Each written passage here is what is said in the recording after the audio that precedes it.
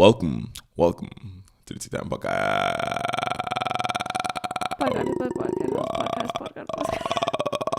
I can't believe people are gonna listen to this. I know I'm violating their ear holes. Hello, friends. ASMR. Today we're doing some ASMR. Are you ready to be sensationalized with the sounds of my voice? Anyways, child, welcome to the Weekly Standup. No, this is the TAE Time Podcast, and this segment is called the Weekly Standup. Welcome to our segment. Stand-up. What's your highlight of the week? There's two. One quick one from literally just now. The reason my hair is messed up, if you're watching the video, is because Nicoletta was messing with my hair with stupid products and doesn't understand that that's not how it works. That is how it works. Our hair is not the same. That's how it works. She thinks just because she has curly hair that No. curly hair stuff works the same way. I think that I have more knowledge on products that you should use than you do. Imagine telling embarrassing. I need to prepare myself for our kids, okay? I'm getting educated. Embarrassing. Okay. Anyway, my actual weekly stand-up is come here. Joko Sibe. I'm only joking. Joko Sibe. Joe body Joe. Anyway, this is my gripe. Someone put a reel out of like us about the whole Christmas in Nigeria thing. All right, listen here, lad, here. All right, I'm Nigerian. Don't let the fucking English fool you. I'm Nigerian. Yoruba. Mo Yoruba ni mi. Are you at this point anymore? I think we struck a chord. Anyway, listen here, buddy. Mo Yoruba ni mi. Listen. Let me say it again. Listen. Open your ears. Omo Yoruba ni mi. Omo Yoruba ni mi. Your Omo Yoruba ni mi. How many times did I say it? 3 times. How many times did I say it? 3 times. Do you know what would be great? I think I want to post a clip of this. So, what does Christmas look like in Nigeria? No.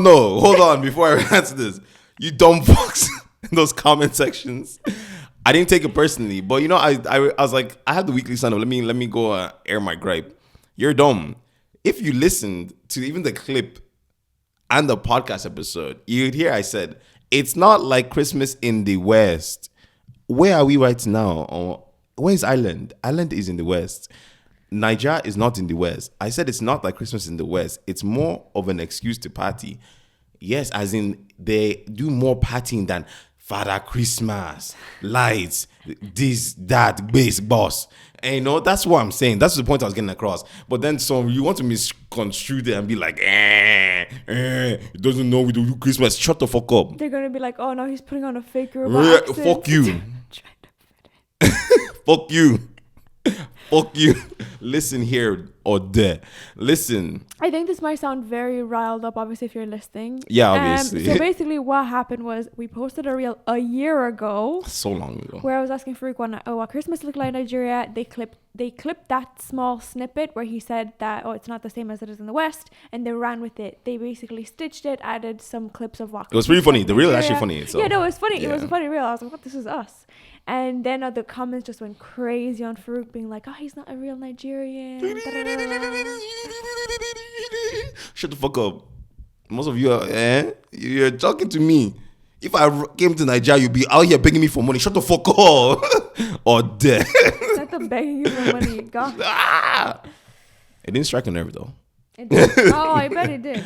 But I'm only joking. That was all for shits and gigs. You know, lol. Shout out. What was your weekly stand-up, Nicoletta? Do you know what? I'm trying to turn on my iPad right now. Oh, if you didn't guess, Nicoletta got her iPad. And also, like, can you imagine that she put on Face ID on her phone and didn't do it properly, and so it doesn't recognize her properly. It doesn't recognize my face. Oh, it's so awful. And I keep telling her, just go redo it. She's like, do you know what's so weird? So my Face ID doesn't usually like clock kiss me unless I go like this. Yeah, because you freaking... You know, so if you're hearing now, I'm gonna try to describe it, but for people who are watching, you can just follow along. Essentially, when you want to set up Face ID for the first time, it tells you put your face in the center of the circle and do a 360, like, you know, like kind of like looking upwards, right, bottom, and left. Nicoletta turns her whole fucking head. Her whole head like, ooh, you know, showing, and her chin is like the center point. Constantly looking at the camera. Yeah, and her chin is the center point. So her chin is like at the center point. She's going like turning her whole head like this. Of course, it doesn't recognize you. It freaking thinks her face is like a chin. Are you dumb? Like, go redo the freaking Face ID. I told her as well when she did it the first time. I was like, you didn't do it properly. She's like, oh no, it's okay. And now look, she's facing issues. But I'm just gonna deal with it because I'm just too lazy. Just redo it. It's literally like one thing, like I don't know, 10 seconds, bro. I don't know, man. One day it won't recognize me. And then you're like, that was funny. when you really need it, when your hands are like too cold, you know, like it's like, especially now that we're getting to it, yeah. you're like, you can't even type. You're like, And I'm trying to pay for Revolut. yeah, and then everyone's like, can you hurry the fuck up, please? Like, we're trying to go home. Like, anyways, that wasn't even my weekly stand-up. That was just me trying to get to my weekly stand-up. But my highlight, I guess, is related to the topic of today, and it's basically this TikTok that I sent you earlier, where this husband is like screaming at his pregnant wife in the kitchen, and he's okay, come on, screaming. He's shouting. He's like, he's trying to get her attention. Yeah, he's like, hey, like, you know, our toddler pooped, and she's like, okay, and he's like, should I like change him? And she's like, yeah, almost like, duh, obviously you should, right? And I was like, if you're gonna be like that, leave. The door's right there. You're changing all the poop. You're meant to say. You're changing all the poop. You're changing all the I'm poop. making this a clip. You're okay. Then let me double down. You're gonna change all the poop. You're gonna do all the cooking, all the cleaning. I expect you to work as well. Bring food to the table. I need you to take care of the kids. Take care of me. I take care of anything else. I expect you to, when I get home, for there to be clean clothes, food on the table, everything ready. For sure, I got you. But yeah. After your long day at work too. Oh yeah, of course. Yeah, that was a highlight for me because it just, I don't know, it feels very weird to me, and we'll get into this a little bit later, how parenting when it comes to expectations of men hasn't changed a lot, but so much of everything of expectations of women has changed so much, you know? And if, you know, you guessed it, today we're talking about parenting. Obviously, we're not like experts, we're not parents. Like, we're not parents. So, like, we're talking about it from a completely opinionated point of view, only due to the fact that, one, we happen to have parents, I guess. That's a thing. And it's the internet. I can give my opinion on anything, to be honest. And then people will be like, you can't give your opinion. I was like, well, you just listen to it. Yeah. And then people are going to say, we need to tax people with mics or get the mics away from people. You know, not stuff everyone like that. who has a voice should have a podcast or something. You go make a podcast. Yeah. Anyways, and then you let it get this big. I'm going to read a story because the best way to start a podcast is with a story. And it goes like this. How do you handle having different parenting style than your partner? My partner and I have a 3-year-old and a 7-month-old. I'm doing everything in my power to parent differently than I was raised. I use gentle parenting, compassion, curiosity, and have a good understanding of how toddlers grow developmentally. My partner is harsh, can be immature, will say things like stop fake crying, and uses force verbally as a means to get things done. He just disciplines in a way that escalates things, and in the long run teaches our 3-year-old the exact thing he's trying to get him not to do. I will often step in and take over or say something. I feel like I can't step back and just watch it happen. My heart breaks for my son in these moments. His feelings deserve to be validated, and I just strongly empathize with a dysregulated kid trying to navigate a big new world. Our different parenting styles are such a point of contention. Anyone else navigating a similar situation? Interesting. What do you think? So before we get into the story, I kind of wanted to describe the different types of parenting. Okay, go ahead. So that we're aware of what she's like and what he's like. Okay, so first we have authoritative type of parenting, right? And these are all just names. Like, when do people start making names for parenting? It's just parenting. Yeah, and there's a lot. And I only took the top few. Like, it's the list just this is just so dumb. Like, when people start making names, gentle parenting. Okay. Authoritative is nurturing and responsive while setting clear boundaries. So, you know, you're nurturing to a kid and responsive, but there's like boundaries in place, like I'm the parent or the kid kind of way. Then there's authoritarian, which is different, and that has strict rules and discipline set in place. So there's like limited emotional warmth. It's not like, oh, come here, let me give you a hug. You know, it's more like authoritarian. Then there's permissive, which is a lot more lenient and indulgent, kind of just letting the kid do whatever, really. Helicopter parents, which is over involved and micromanaging everything the kid does. Definitely seen a few of those. We have free range, like eggs. And this is encourages independence and allows the kid to explore the world with minimal interaction. So I think a lot of it is like the Just let them run around like a headless chicken. Basically. No, that's what it is. But I think it's similar to the Montessori schools, you know, where you're kind of letting the kids navigate and do things. But yeah. And then finally, and I added this to the list, it's gentle parenting, which prioritizes empathy and understanding. So I guess this is what this lady is trying to do in the story, be a little bit more gentle. And he kind of sounds like, you know, there's more like strict rules, and by the sounds of it, he's not very like emotionally there. Some more authoritarian, I guess. Yeah. So what do you think? No, I'm listening. No. I think like the alignment thing is always an interesting thing, because like, do you align? Like, do you try to align your parenting styles, you know, or do you try to like be different and then maybe see what works and get the best of both worlds? Maybe, who knows? I don't really know, honestly. Like, when it comes to that scenario, I think it's like all whichever. I personally think like gentle parenting sucks.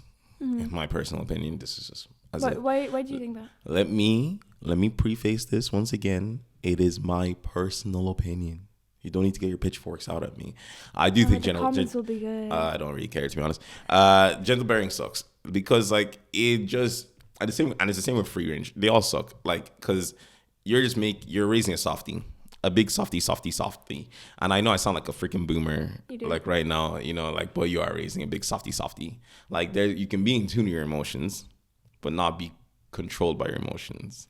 And I believe if you're gentle parenting or like absolutely like free range, I would even say gentle parenting is even worse, because like at least free range, like they can like see the harsh reality of the world as well. Like, you know, you're not like babying them, but gentle parenting definitely like doesn't like. I know the correct way to do gentle parenting apparently works, you know, because the idea is like, it's like, you know, instead of telling them, hey, put that on the ground, it's like, hey, we're going to draw your attention away from that and onto this thing instead, you know, like try to make them like, I guess like if it worked like that in real life, maybe it wouldn't be bad, but it doesn't work like that. It's just more like cuddling your kid, you know, like just like little. Do you think like people use the term to coddle their kid? Yes, I believe that's what I see gentle parenting as. It's just like a way of cuddling their kid. But then, you know, creating little soy boys. Can you explain? I said what I said. Look it up. What that is? Go look up what a soy boy. A soy boy. Yeah, go look up what a soy boy means. But like, it's kind of like things like that, right? And once again, I feel like it is good to be empathetic, but it is not good to be overly empathetic. Okay. Because what ends up happening is then you raise someone who does not understand the harsh reality of the world. And yes, everyone's like, well, why is the harsh reality of the world like that? Why can't we just be considerate of everybody?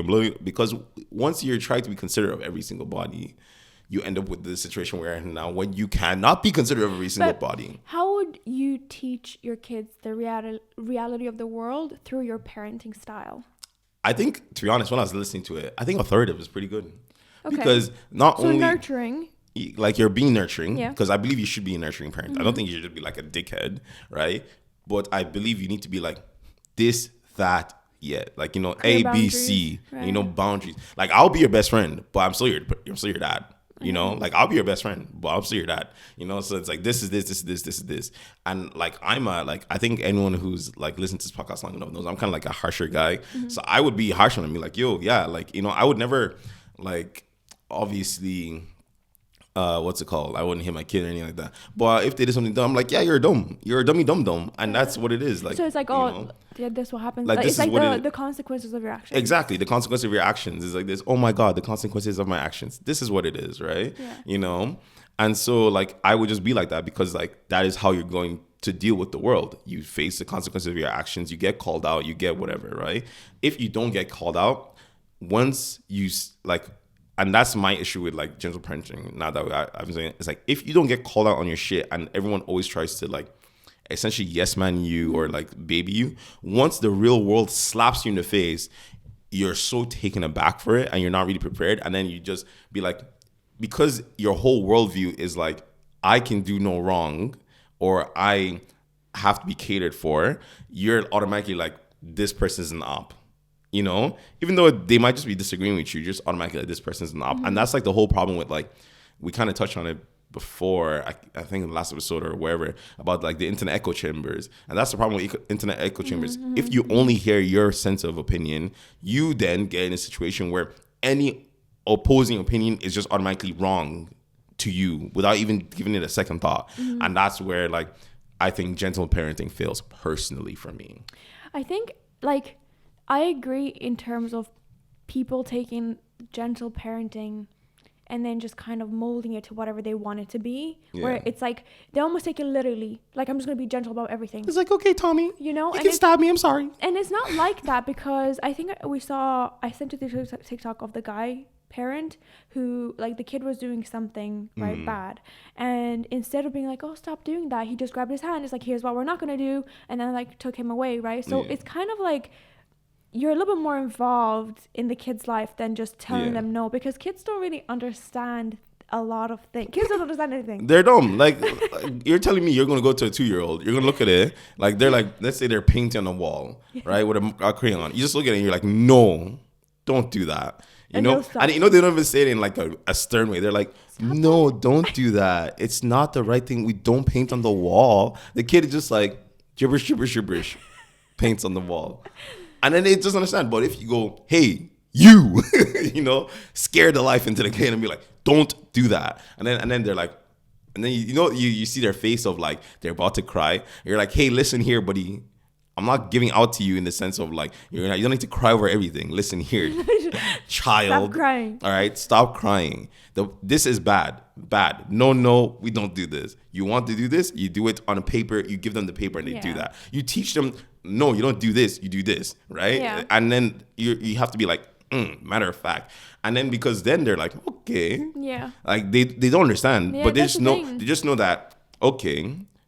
Because like you're not shouting at them, you're just being stern. Because they're like, their tone of voice change. Because like kids can pick up on those things. Like that's why they like feel like crying when someone like shouts at them or like gives it, because they're like, this is not normal. So they know like something. They're like, something I did caused this, and then they're about to cry, and then you're just like, hey, this is the other thing.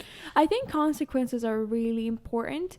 And it might sound like bad because it's like, oh, you want to punish your kid. I think consequences are really important. Like I follow. That's why people get detention.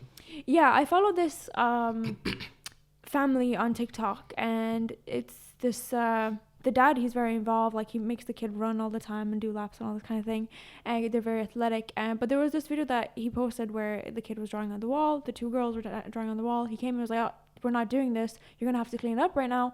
Gave them like the cleaning tools, like you are not leaving here until all this is clean. Yeah. Because like I guess it's a washable wall, whatever. But they were crying doing that, and he's like, well, I'm sorry that you're upset, but you're gonna have to clean up, exactly. Right? And I really like that because you can't just let the kid get away and then you're cleaning up after them, and then it's kind of like there's just no boundaries. And the problem is, how do they interact with the actual world then after? Exactly. Because people aren't going to treat them like that in the real world. Like, you can't be doing that. Yeah. Like, back in the day, Nigeria, you get smacked for that.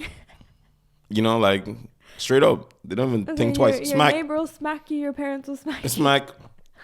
Like, that's how it works. As in, I've told Nicola the stories. You'll do something bad in school. Mm-hmm. The teacher will beat you. Mm-hmm. Maybe the principal will beat you, too. Even the janitor could beat you. Because you did something bad. And on your way home, your neighbor finds out, they beat you too. To be like, hey, I heard this, beat you. And then you go home, and then your parents beat you. And then they might beat you again because everyone else beat you. It's like, well, you're making us look like a fool. A Done. damn fool. You know? What do you think makes what do you think makes a good parent to you? A good parent. That's a good one. I think, honestly, a good parent is someone who tries their best to prepare you for the world without being too emotional or too hard. Because I think like there's definitely a balance that has to be struck. But the thing is, when it comes to preparing world to world, we're not talking about like education. Like education is very serious and very important. But as in like you can navigate scenarios and you will always be like witty enough to understand like what you need to do and what you need, like street smart and also like people intelligence. As in like being able to understand how people are going about things. And I think about this just because like I feel like those are good traits to have in most life scenarios, right? Whether you, let's say you like don't even enjoy school or anything like that, and you just wanted to, let's say you wanted to make a business or whatever. Most of the things you have to deal with is with other people, dealing with human interaction. And a parent who like lets you be able to do that to the best of your ability, like whether it's being confident when you're talking or being able to understand when people are doing certain things or how people are feeling certain ways, it's going to make you help you both, not only in the workplace, in real life, in your relationship, it's going to help you everywhere. And I think if you can do that for someone and they're not a shitty person and they're not overly emotional, I think you've succeeded as a parent. Okay. If they can survive on their own like that, I think that's the perfect success metric. Setting them up for life. Exactly. Like that, from there, they can pretty much do whatever they want. Right. You know, like they'll be in a good scenario because they'll always know how to interact with people at the best of their abilities and do it to maximize every scenario they're in. That's my personal opinion. No, I agree. I think they're doing the best to set you up for life and like to succeed in life. So like for sure. I think for me, what would make a good parent is the parent kind of like admitting that they don't know everything and it's their first time parenting also. I always kind of found like I don't know, just the kind of parents that kind of like I'm the parent and I know everything. Always kind of just irked me because I said so or whatever. And I think my mom has always been a lot more not gentle in her approach because she'd have her boundaries, but she just explained things to me like, this is why we don't do X, Y, Z, da, da, da, da, da. And, you know, I think like a lot of parents do lack that kind of like, you know, and I think this kind of affects the relationship later on when the kid's a teen and stuff. Yeah. Because you need to kind of accept that you don't know everything as a parent. You need to be able to own up to the fact that to your L's, like you don't know everything, and it's okay to admit that to your child. I don't think that's like a flaw or like, you know, it makes you look bad if you admit that to your child because like I would hope that you raise like a kid who's understanding, you know, and stuff like that. So I think that's a really good trait to have as a parent. And that's great because as you said, like I think stuff like that, showing that vulnerability that you don't understand anything, you can also learn things from your kids. Exactly. Like I'm sure like in your scenario, like your mom also learned things from because she's like, yo, like obviously like I don't know everything, but you know, and stuff like that, and but I'm gonna try my best and everything. And it makes them, as you said, more understanding to your scenario. Like if your parent mess up, it's like, it's, to be honest, like it's not like they know what they're doing either. They've said it, like, you know. Exactly. And then so would you say that would be the most paramount thing to do for as a parent, like to try to own up to your kids to do that, or would you say like that's secondary alongside something else? I don't really know. I think it's hard when it comes to like what makes good parenting, because obviously setting them up for life, teaching the right values and, you know, respect for others and that kind of thing, that those things are important as well. So you can't have one and then like not have the other and all things like that. It's just kind of like the first thing that came to my mind of like, what's a good parent? And it's a parent that I feel like admits that they're not always a good parent. They're gonna get things wrong, and I think that's just something that I value in people in general. Like, you know, I guess owning up to their L's and being like, look, I'm sorry, I messed up about this or that, and like, I guess just self-reflecting, which not everyone does, you know. I feel like I'm very harsh with myself and how I am with my friends and the way I think and trying to constantly change the way I am. So I think that's really like respectable to look at. You know what I mean? Yeah, no. Keeping on the good vibes and good parenting, I'm going to read another piece here and then we can discuss after. So, What are some things that older generations of parents absolutely did right? I know we always get caught up in the boomers and other generations and what they did wrong with their parenting, but what are some things you think they did absolutely right and are things you will continue to do with your own children? I'll go first. Steady, strict meals and bedtimes and meals served together at the table. I keep seeing more and more people that kind of just eat whenever and don't make their children go to bed at a decent hour. I have a cousin that doesn't believe in schedules at all, and her 5 and 3-year-old typically go to bed between midnight and 3 a.m., where they just pass out wherever, on the couch, on the floor, etc. They'll eat dinner at 11 p.m. There's no real work schedule need for this, and she's a stay-at-home mom. After all my time working in daycare as being an elementary school teacher and then having my own kids, it's my opinion that kids thrive with very predictable schedules and routines. I think older generations absolutely got that right. Down the sun, up with the sun, sit at the table for 3 square meals a day, morning, noon, and night. What are yours? Tell us, Nicoletta. What do you think? I think I agree with the sitting as a family unit, but I think that a lot of the I see a lot of examples like that even I had where it was a very tense situation. So I don't think it helped anyone to be at that table because there wasn't a fun conversation had. Really, it was just kind of like tense, like, oh, we all have to sit here, that kind of thing. I do agree with it if it's in like a fun kind of like way, like discussing having conversations with your kids, but it's not necessary. I think what I think was definitely something that older generations did do very right is letting the kids be bored, letting the kids roam free outside, play outside, figure out how to have fun versus we see a lot of today, which we're going to get into a bit later, of like iPad kind of life and just throwing that in front of a kid. But coming up with things to do that are entertaining really lets that creative mind flow, the juices flow. And I think that's something that they definitely got very right, whether it was intentional or not. I think it's something that was definitely done right. Yeah, no, I agree with that. And just so I don't end up piggybacking off that, I think, from my opinion, obviously I kind of already mentioned it, I think being a lot more stringent, if that's the word, English is not my first language.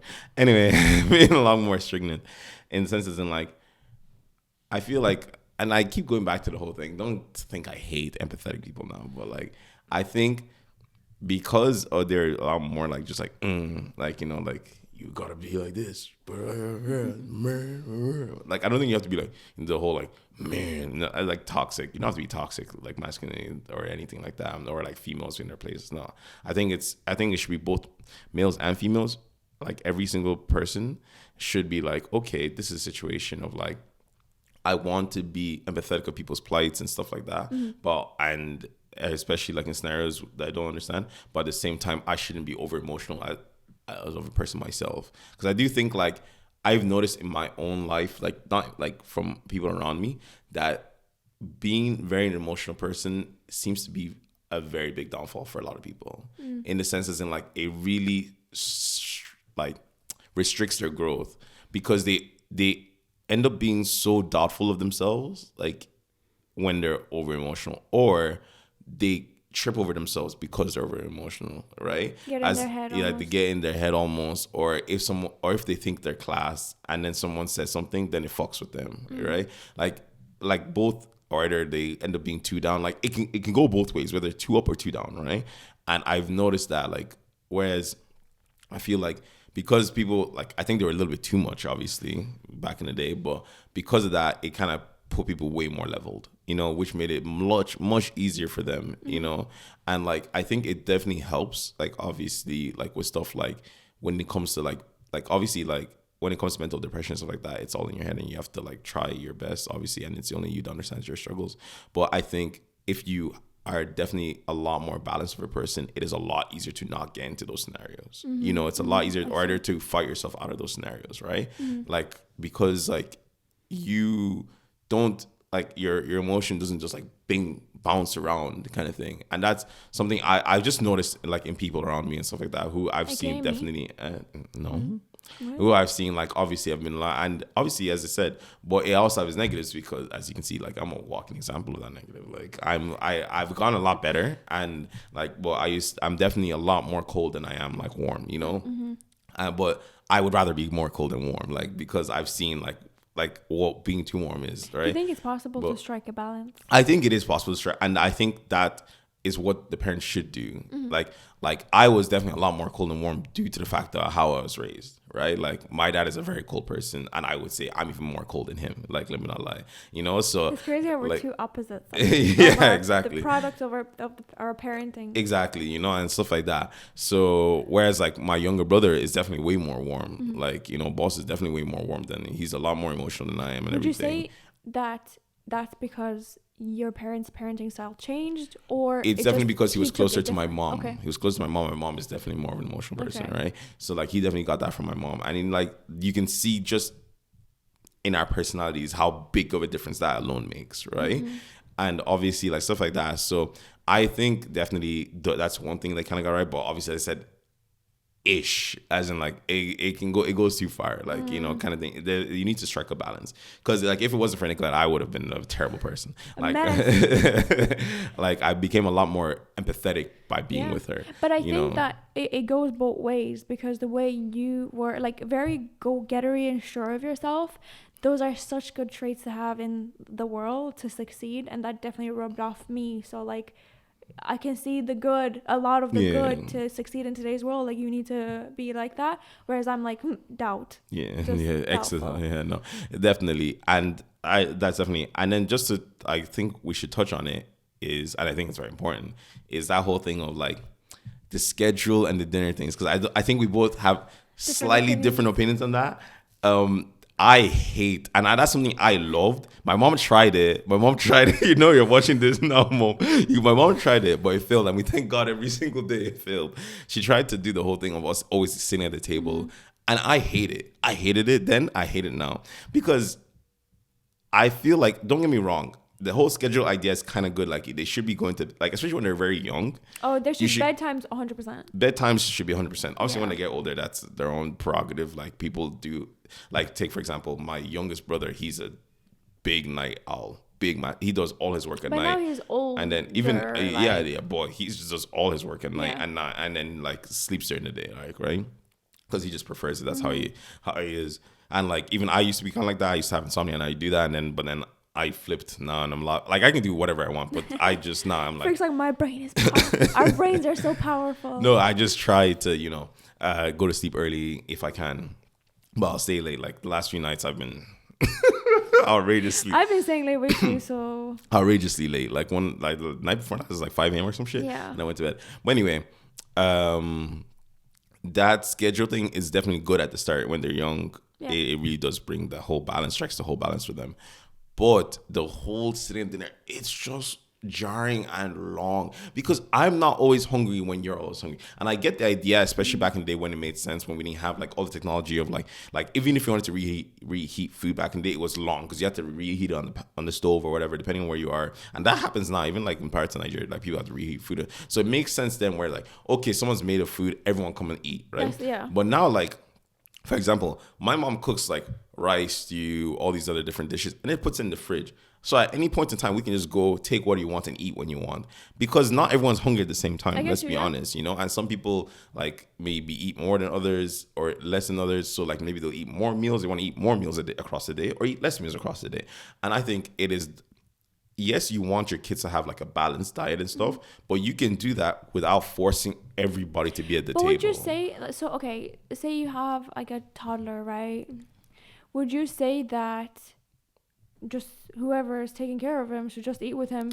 No, that's know? like obviously at that early stage, I think it's good to have both parents there, like being like, oh yeah, involved. like. But take for example, like even when I go home now, right, and I'm eating, take like my dad or my mom might not be eating, or my brothers might not be eating, but they, because they just see me in the kitchen eating, they'll come in and just chat to me while I'm eating. Yeah. You know, like you can have that connection and that discussions without everybody having to eat. I agree. You know? There's just certain elements of that. Like for me, I think it's very important for my kid to be in this setting because it just kind of like, I don't know, I think a kid up to when they're teenagers, so they're like 10, 11, they're learning how to behave at a table, they're picking up things from Which you. absolutely makes Like, sense. which is so important to be there with your kid. I think when they're older, I don't really need that. What I do think is nice for people to eat together is if I finish making a meal and it's just cooked and I like cooked it for everyone, I would like for everyone to sit and eat Which with me. absolutely makes sense. Like, I think that's just, I don't care if we watch something together or like whatever, we sit together and eat together. It doesn't really matter,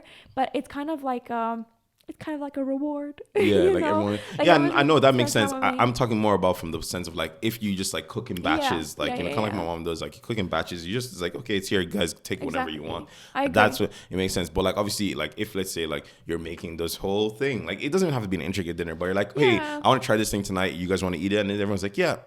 Let's just all eat at the same time. Exactly. No, and I completely agree. And I don't think like lunch should be eaten together or like breakfast, like everyone's on the go, whatever it is. But if it's like a specific, like I made dinner, I want everyone to sit with me, you know, kind of thing. But yeah, what are some things that your parents did right with you growing up? Nothing. Nah, joking. They love the You're statement. taking too long to think. No, they love the statement. Education is paramount, but it worked out in my favor, I guess. You know, like because my parents were so heavy, education heavy, like it worked out in my favor. Like I guess in the corporate world, if you want to say it, you know, like I'm not interested in the corporate world, but I do it obviously because money's money. But it's kind of one of those things where it's like. Absolutely, because they pushed me so much to be educated and like try to have a fallback plan, it worked out in my favor, you know, because like every single one of us are like, oh yeah, man, I was like that. I was making YouTube videos, and my dad was like, no. You could have been so successful. And you know the funniest thing, he says it sometimes. He always goes to me. He's like, damn, lad, look at that KSI, man. They have so much money. They're taking care of the rest. I was like, oh, that could have been me. Meanwhile, right now we're struggling with YouTube. Yeah, I was like, that could have been me and you. Like literally back in the day, I made this. There's this game called Ragdoll Kung Fu.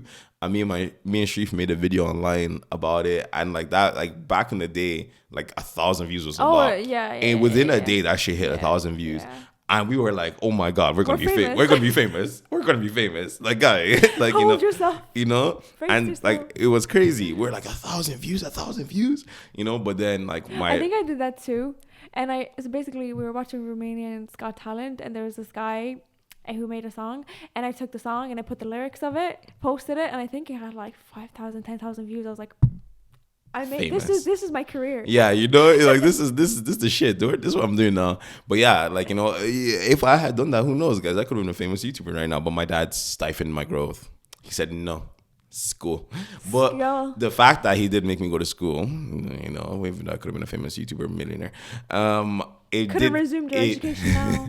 It certified that at least I always had something in my future, right? And don't get me wrong, I'm not one of those guys who's like, oh my God, you have to do education, because clearly times have now shown that you don't need school, right? You need the base level, like graduate high school, as they say, and then that your diploma, get whatever. You don't need college, right? Like there's so many life paths in this world. Like people are making literal millions a year playing Fortnite. Like literal kids, like literal children, like literal or reviewing toys. Yeah, are doing crazy things, and you might be like, yeah, but it's so the odds.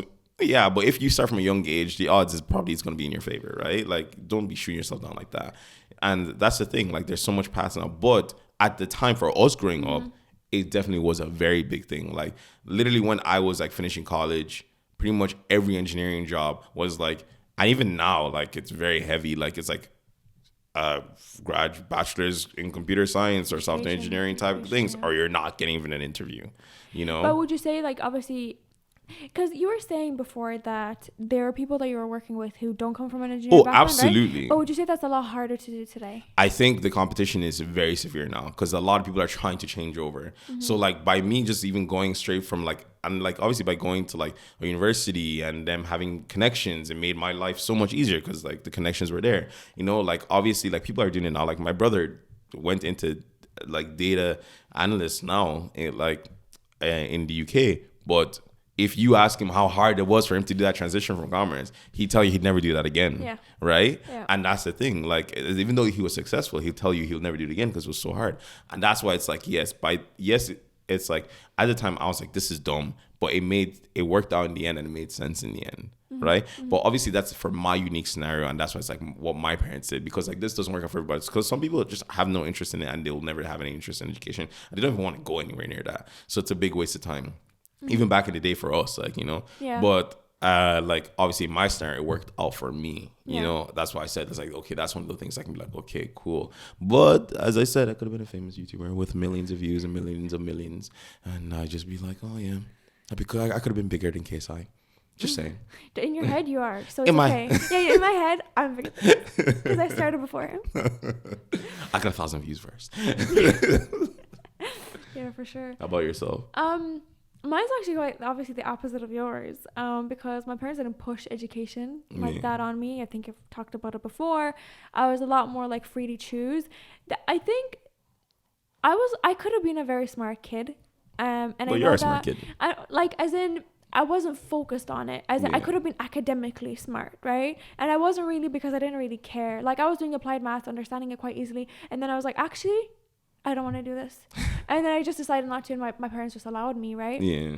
My parents would have been like, you are not, get the fuck out. And I chose to do it as an extra subject. Yeah. And the teacher was like, why are you dropping it? Like, what are you doing? You're good at this. And I was like, my parents said, But I think in a way that did kind of work out for me in terms of like my creative side, because I felt like a lot of freedom to choose. I felt like I could just do anything, obviously I ended up doing a master's because I was like, okay, I can't do anything in the working space. But I think that's what gave me the drive to like, post TikToks, and like on Instagram I was doing like fitness stuff before, then my TikTok channel, and now this podcast. And I feel like I can freely immerse myself into this world, and I never feel like guilty because I'm not succeeding. So I guess there wasn't like this kind of pressure on. You never had that pressure, which is very good. Which was extremely good for me, because I felt like the world is my oyster. Like, I never even right now I have no interest in being a lawyer or a doctor. Like, I like to be creative. I like to think of things. I like to write. So just being able to have that freedom has been very nice for me. So very different to you. Yeah, no, no, for real, definitely. I think. One thing I can say, like, your mom did a very good job, absolutely, of like doing, like, I think her parenting style, like, even though like, as quote unquote at the time, especially, like, or whatever, and some people might look at it and be like, it's unconventional or not good, but like the freedom she gave you, and just being like very kind to you, but still being like she always tried to be your best friend, like that. Funny enough, like what your mom did the entire time is what eventually my parents started doing when, like, halfway through, when I was already older, like they tried to be like, okay, be more like talkative and more like just talking about situations and being more things. And like, it shows that she was definitely ahead of the curve, like, with that, because like it works out. Like could she have been more strict? Maybe. Could she have whatever, but definitely what she did worked out for you in your favor. Definitely. And like, it shows that you've gone to where you are now and everything. And like, that shows, like, obviously, like, you might have your own parenting styles, but obviously that can evolve over time. Like, my parents once evolved over time. And also, it might also be like, what is considered the norm or whatever, and you might go against it. It might be like, oh my God, you're doing bad parenting. And like, I'm sure like people would thought, oh my God, but look at where you are now, look where their kids are. So, and I know their kids. So there was that kind of thing. Or like, my mom, I was a very shy kid, and she was like kind of protective over that. Like, just leave her alone. And then people would be like, oh, why did you let your daughter be like that? And that kind of hurt me, because I was like, this is just how I am. Like, I don't know how to be different. But my mom just kind of like accepted me. So that was really nice. But yeah, no, I felt supported. And I think my mom, like, I know it doesn't work for everyone, for your parents to be your best friends, but my mom really has been. And I feel like I don't really look at her as like, oh, a parent. Like, yeah, she's my mom, yeah. But like, I feel like I can just talk to her about like anything, that kind of thing, which is cool. And then on to some of the bad stuff, the not so fun stuff. So what are some things that you think older generations did wrong as parents? Not necessarily your parents, just parents. Definitely, kind of piggybacking on your point there, is I think they were too strict.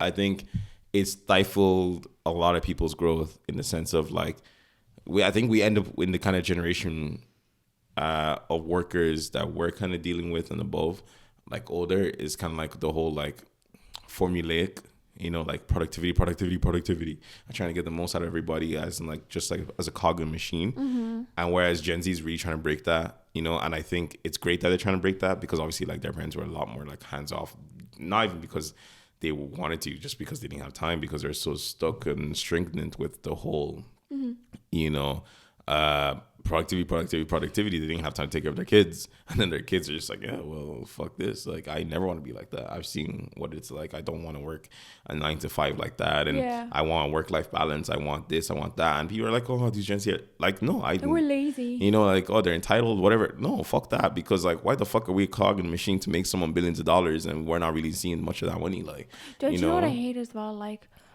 I'm just gonna say, you really need to like pretend that you love your job so much. Your job is just everything to you, and it really isn't. No, there's a lot of me outside my job. Like, me outside my job is who I really am. I'm like active. I'm doing my podcast, and like I'd like for people at work to know me like that. But then they'd be like, oh, like, when do you have time for that? Like, whatever.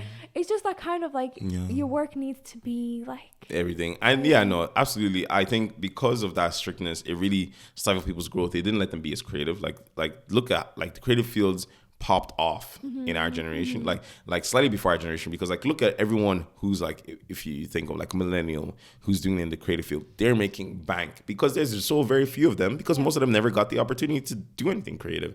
See, if you had my mom as a parent, you'd be a YouTuber now. Making bank. Yeah, but like stuff like that, like, it makes a big difference in the sense like you stifle their growth, like, because like someone who like, take for example, back in the day, like people would be like, why would you ever become a graphic designer? That's a stupid field. Like, you make no money. And then all the graphic designers and contractors are making millions, and you're out here freaking working 9 to 5. You're 50 years old and you're fucking barely making minimum wage. Like, it sucks because your parents are just stifling your growth and being too strict, like they never let you really like expand your horizon and be like, they kind of like went like, here's a screwdriver, here's like a stethoscope, and here's this, like, well, you're one of these 3, end of story. When like you could have been a fucking amazing, like, whatever the hell else, I made way more money, or even, it's not even about the money, it's about that you would have been happy at least, you would have like, and because it's not money, it doesn't rule the world, it's about you being happy in the world. And yes, you need to make a certain amount of money to be happy, because obviously no one wants to be financially struggling, but at the same time, you need to really let, like, yes, you don't want your kid to make stupid choices, but you also have to like be like, let them really go with their gut as well, and I think the older generation were way too strict, and it really stifled a lot of kids' growth. And now we have this whole productivity sheep like working environment that we're dealing with, that we're trying to fight against. I agree, and I think especially because it's so important as parents to allow creativity, because school doesn't really allow it.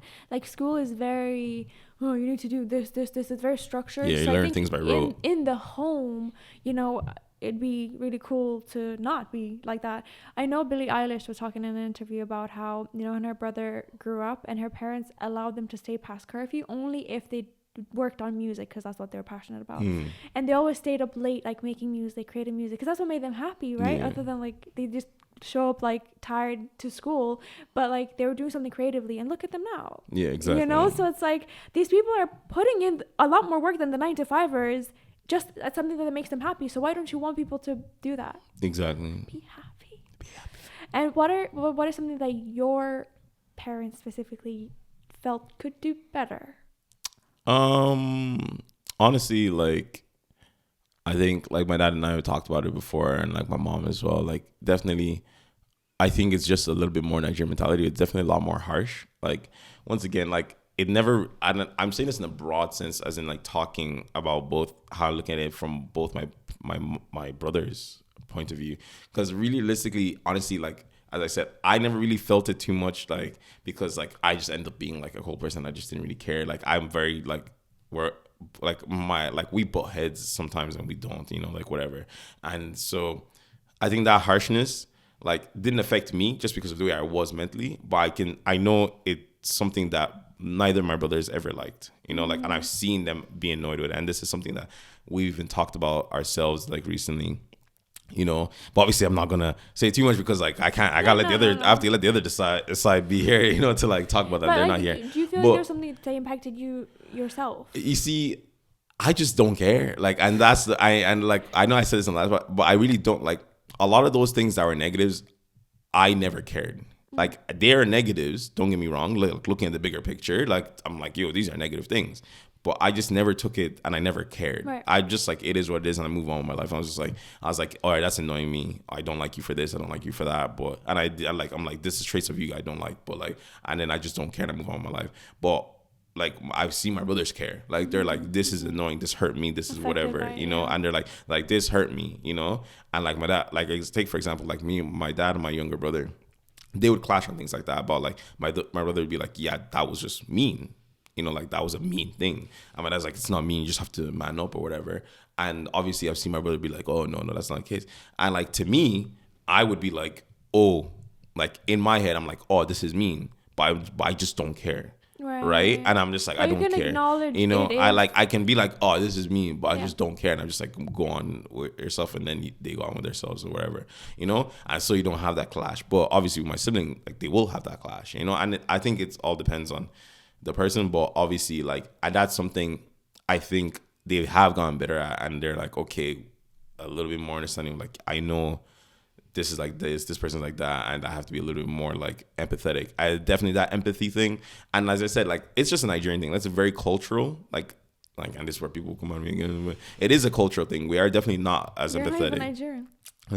Like we're not that empathetic. Like growing up, like our parents didn't, like, let's be honest though, they didn't really, and this is where I'm coming from. Like I don't give them flack for it, because like they didn't have the time to be empathetic. They were busy literally trying to struggle, like to even stay alive, like literally from one place to another. Like, you know, like my dad had to like sell things on the street. Like my dad had to like he lost his father at a young age, stuff like that. Like they were too busy trying to survive to give a shit about your feelings, you know. And so obviously if you have kids, it's harder to think about that emotional aspect. But obviously, like now that we've advanced as a society and we're not like in this like kind of like survival instinct, it is a lot of like, okay, maybe I can be like this with one person, but not like this with the other person. And just understanding the differences and the nuances between people, you know, like it's not just a one broad stroke, you know. And that's what I would say. And that's how you deal with people in general, not just your kids. Exactly. You know, you gotta learn to adapt.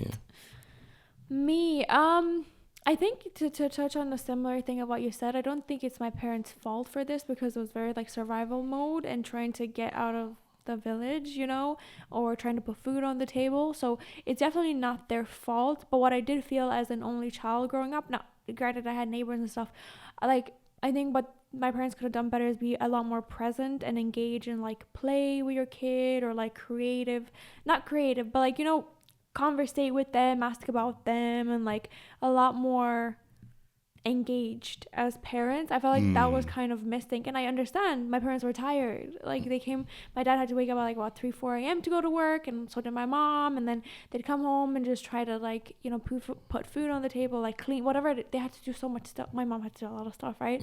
And I think that I definitely felt that. I felt like I wasn't really talked to a lot as a kid. I felt like I was just kind of on my own a lot. And like I said, I did have my neighbors, and I'd stay with them like very late. I had my cousins that I grew up with like for a good few months. So that was very good for me. But like other than that, in my own household, I didn't feel like I was engaged with a lot. So I think that's really important for parents to be involved in their kids' lives, you know, a lot more. Then on to the final piece of today's episode. What do you see being an issue in today's parenting? Definitely. I think like I won't go too much into it, like, but as I've said it like 100 times now already, is I think people are way too gentle, like way too free range, way too gentle parenting. Like I'm not saying you have to be like authoritarian, but at least have the boundaries and like try to set your kid up for the world.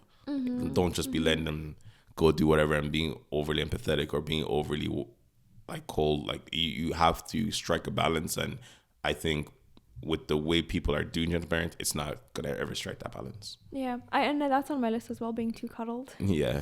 I think the iPad being thrown in front of a kid is really irking me. Yeah. because it shows up a lot in kids' attention spans, in kids' intelligence levels in schools, not being able to have attention on doing things.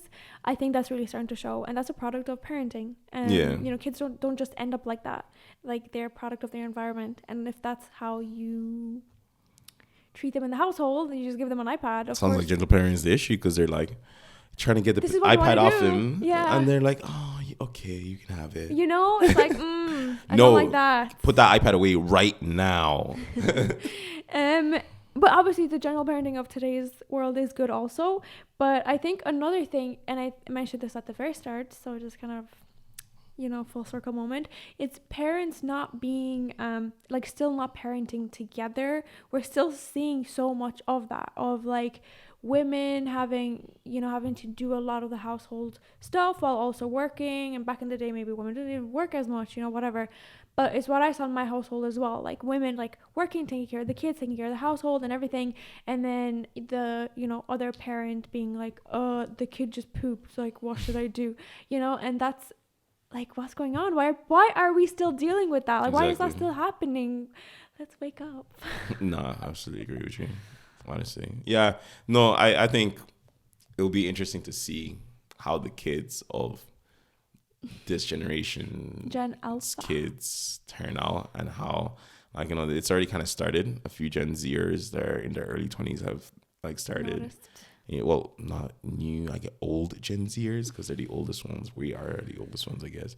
Yeah. Those ones that are in their early 20s, those ones are starting to have kids. Some ones in their late 20s or mid 20s are starting to have kids. And so we'll see in like 10 years how that turns out. God knows. We'll see. Yeah. But hope you guys enjoyed our parenting conversation. Yeah, let us know what you think. If you disagree, agree. Let us know how your parents did, how other parents do, and just what your general opinion is on parenting. Let us know.